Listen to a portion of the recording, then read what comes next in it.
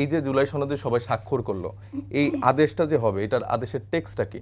এটা কি আপনারা জানেন? এটা কি আমরা জানি? কেউ তো জানে না। মানে এই আদেশটা কে জারি করবে এটাও তো কেউ জানে না। তারপরে মানে বর্তমান সংবিধান থেকে এটা পাওয়ার নিয়ে করবে, নাকি এটা হচ্ছে যে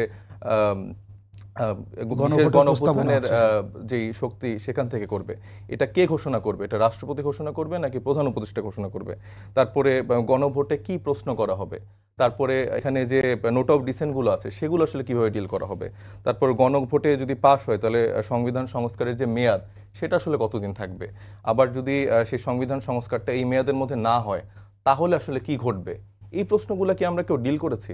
এখন আপনি আমার সাথে আসনের আলাপ করছেন, আমরা কে কোন আসনে যাব সেটার জন্য ইন্টারভিউ দেওয়া শুরু করে ফেলেছি, জোটের আলাপ শুরু করে ফেলেছি, কিন্তু যেই কারণে যে মানুষগুলোর জন্য যে রক্তের উপর দাঁড়িয়ে এই রাজনৈতিক দলগুলা, রাজনীতিবিদরা আজকে আমরা এসে কথা বলতে পারছি, আমরা এসে প্ল্যান করতে পারছি, রুটগুলো প্ল্যান করতে পারছি, সেই মানে প্রাইমারি জায়গাটা তো আমরা ডিল করি না এখন। জোটের আলাপ তো আপনারাও মানে বলছেন যে আপনারা যেদিকে আপনাদের সঙ্গে ম্যাচ করবে আপনারা সেদিকে যেতে না, আমি তো প্রথমেই বললাম যে আমাদের প্রত্যেকটা আলাদা ক্যাটাগরাইজ টিম ভাগ করা আছে। ইলেকশন রিলেটেড যে টিম আছে, রাজনৈতিক দল হিসেবে এনসিপির কাছে আমাদের কাছে সবার গুরুত্বপূর্ণ কোনটা? জুলাই সনদ।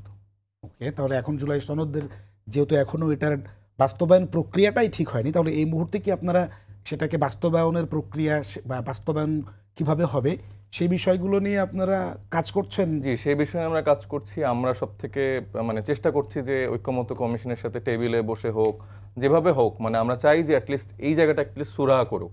আমাদের নির্বাচনের সাথে এটা মানে মুখোমুখি করানোর কোনো নির্বাচনের আগে যদি জুলাই সনদ বাস্তবায়ন না হয় সেক্ষেত্রে কি তাহলে জুলাই সনদ যে নির্বাচনের আগেই বাস্তবায়ন হতে হবে এটা তো না, কিন্তু মানে রূপরেখাটা কি, আইনি ভিত্তিটা কিভাবে আসবে, এই টেক্সটের ফরম্যাটটা তো আমাদের জানার অধিকার আছে।